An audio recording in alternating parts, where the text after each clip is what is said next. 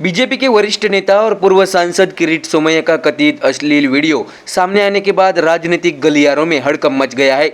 एक Marathi news channel ने सोमवार रात को इस बारे में खबर दी थी और फिर आज मानसून सत्र के दिन किरीट सोमैया के कथित अश्लील क्लिप की वजह से सुर्खियां बन गया।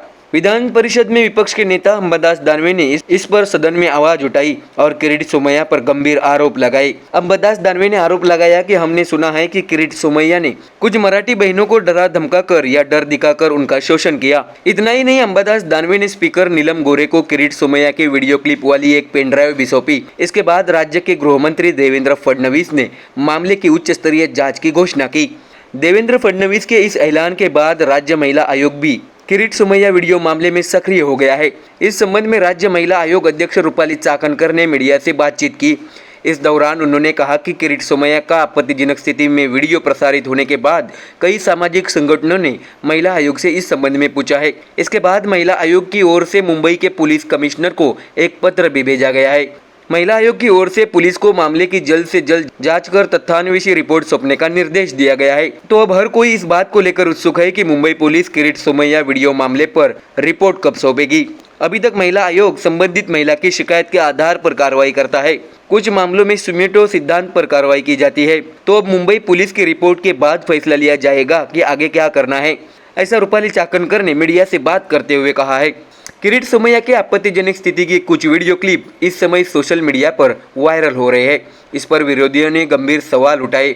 इस बारे में सदन में बात करते हुए देवेंद्र फडणवीस ने कहा कि सदन में उठाया गया यह मुद्दा निश्चित तौर पर गंभीर है।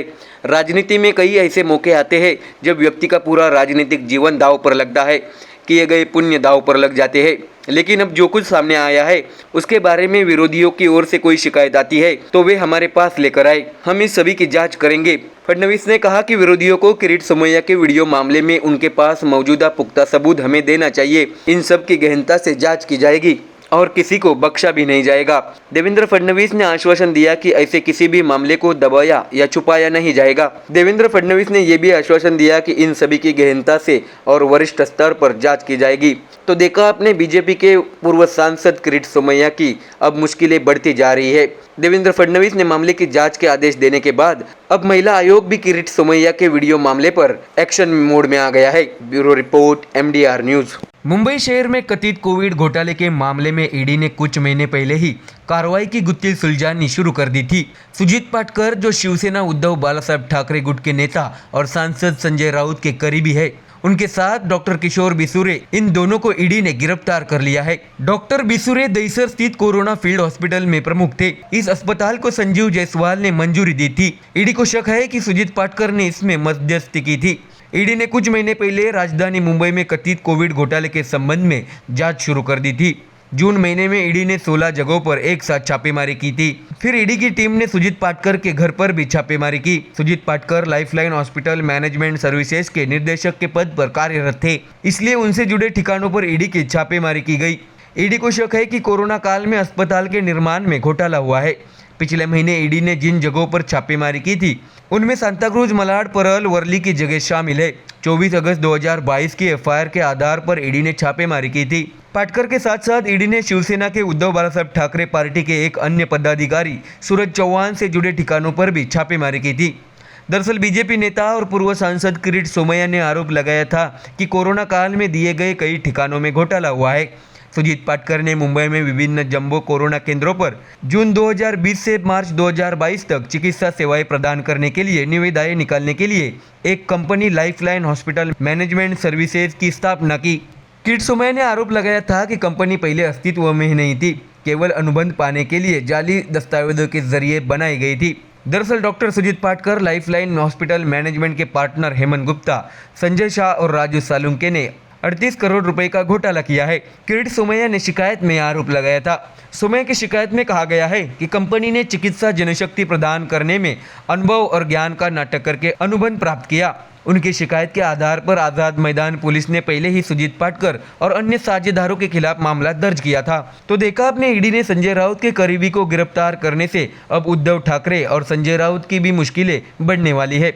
देखना होगा कि आने वाले दिनों में ईडी और किन घोटालों का पर्दाफाश करती है, ये तो आने वाला समय ही बताएगा। Bureau report, MDR news. Maharashtra में ठाकरे पिता पुत्र ने बुधवार को एनसीपी विधायकों के एक बड़े समूह के साथ शिंदे फडणवीस सरकार में शामिल हुए उप मुख्यमंत्री अजित पवार से मुलाकात की। विधानमंडल के मानसून सत्र का ये तीसरा दिन था। इसी कार्य में भाग लेने के लिए उद्धव ठाकरे विधान भवन आए। उस वक्त उद्धव ठाकरे और आदित्य ठाकरे ने अजित पवार से मुलाकात की थी। यह बैठक अजित पवार के हॉल में हुई। समझा जाता है कि इस बैठक में ठाकरे गुट के कुछ विधायक भी मौजूद थे। हालांकि बैठक में क्या चर्चा हुई, इसका सटीक विवरण समझ में नहीं आ सका।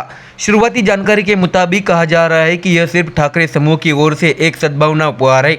हालांकि राष्ट्रवादी कांग्रेस पार्टी में विभाजन के बाद ठाकरे के पिता पुत्र ने अचानक अजित पवार से मुलाकात की, जिससे राजनीतिक गलियारों में चर्चा छिड़ गई है। अजित पवार ने कुछ दिन पहले एनसीपी में विधायकों के एक बड़े समूह को तोड़ लिया था। इसके बाद अजित पवार शिंदे फडणवीस सरकार में शामिल हो गए और उप मुख्यमंत्री पद की शपथ भी ली। साथ ही एनसीपी के 8 विधायकों ने मंत्री पद की शपथ ली थी। अजित पवार समेत एनसीपी के सभी मंत्रियों को अच्छा मंत्री पद भी मिला। यह महाविकास आघाड़ी के लिए बहुत बड़ा झटका था। स्वाभाविक रूप से इसे अजित पवार और महाविकास आघाड़ी के नेताओं के बीच दरार पैदा होने की संभावना थी। बहरहाल इन तमाम शंकाओं से इतर ठाकरे पिता पुत्र की अजित पवार से मुलाकात चर्चा का विषय बन रही है। हालांकि ये स्पष्ट नहीं है कि इस बैठक में वास्तव में क्या चर्चा हुई। दरअसल हाल ही में इससे पहले अजित पवार ने अपने समूह के मंत्रियों और विधायकों के साथ शरद पवार से मुलाकात की थी।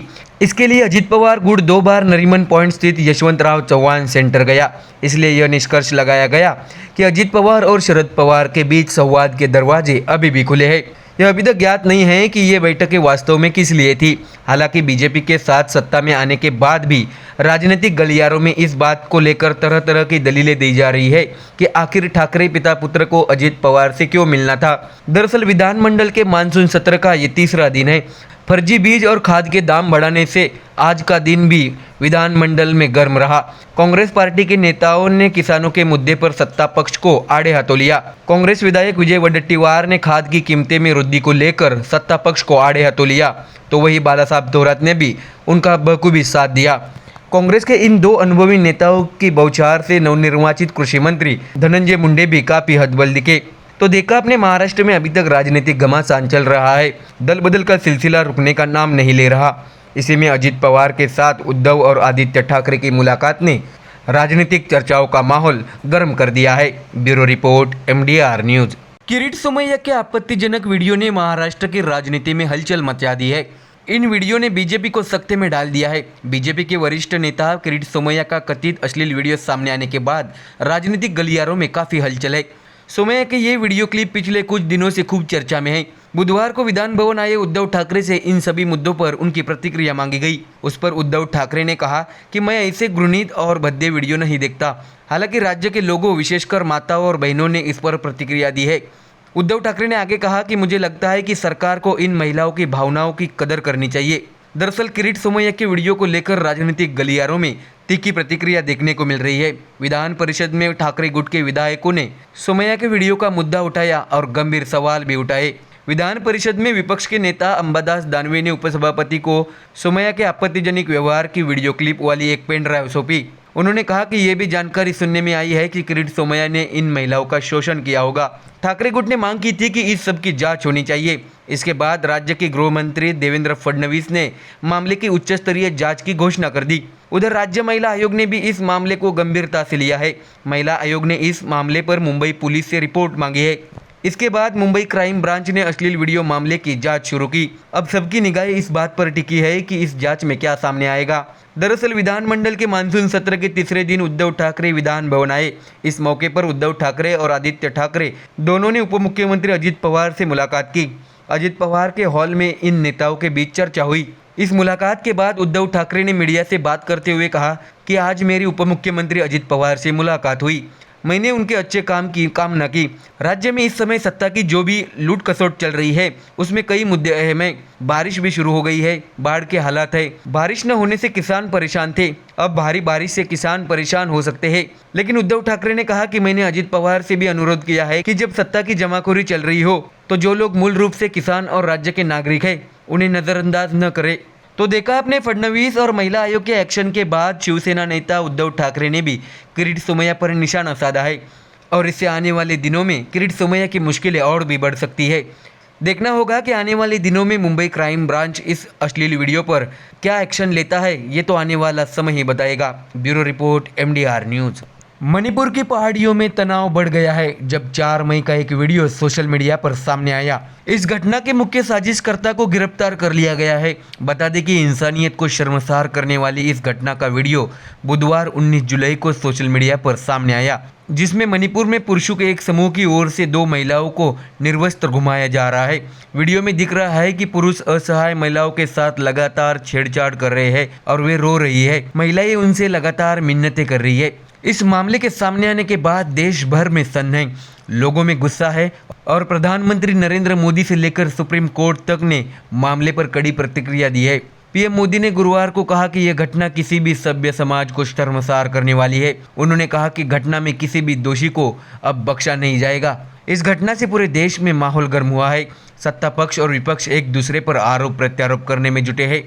इस बीच पुलिस ने मुख्य संदिग्ध हेरा दास को थौबल जिले से गिरफ्तार कर लिया है। वहीं सीएम बीरेन सिंह ने आरोपियों के खिलाफ सख्त कार्रवाई करने का वादा किया है।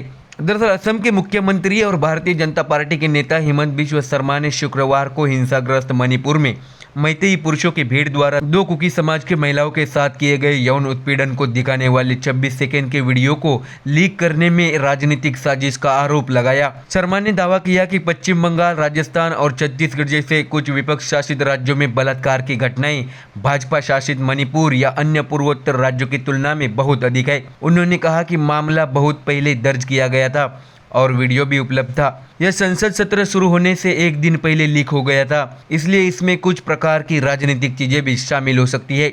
दरअसल विपक्ष की ओर से पंजाब से आपके राज्यसभा सांसद राघव चड्ढा ने शुक्रवार को मांग की कि मणिपुर के मुख्यमंत्री एन बीरेन सिंह को बर्खास्त किया जाना चाहिए और राज्य में राष्ट्रपति शासन लगाया जाना चाहिए, जो 3 मई से हिंसा में घिरा हुआ है।